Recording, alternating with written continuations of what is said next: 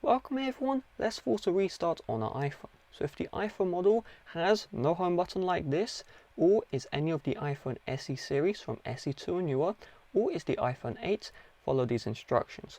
So you're going to click and release volume up, click release volume down, and then click and hold the power or side button here until you see the Apple logo. So I recommend you do these steps with me. So let's get your iPhone, 3, 2, 1, click release volume up, click release volume down, click and hold the power button.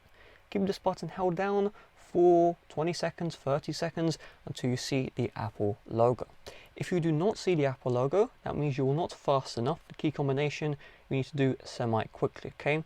So we have the Apple logo, I'm good to go. If you don't, then try and do these buttons faster. So click volume up, click volume down, hold power button. Try and do that as fast as possible. Don't rush it. Make sure the buttons were clicked down. If that's the case, you're going to have a successful restart. Now, if your iPhone is iPhone 6s or older, okay, so you have a physical home button which actually clicks down, doesn't give you haptic feedback, then you're going to do the following key combination. You're going to click and hold the power button and hold down the volume home button even.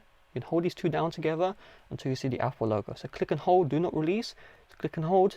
Keep the buttons held down, keep them held down, do not release. So you should see a black screen, and once you see the Apple logo, release the buttons.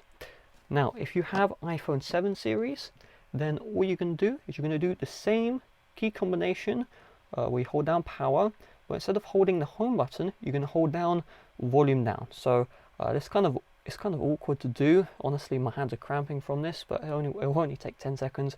So click and hold both buttons, do not release, keep them held down. Do not release, keep them held down. You can see the black screen.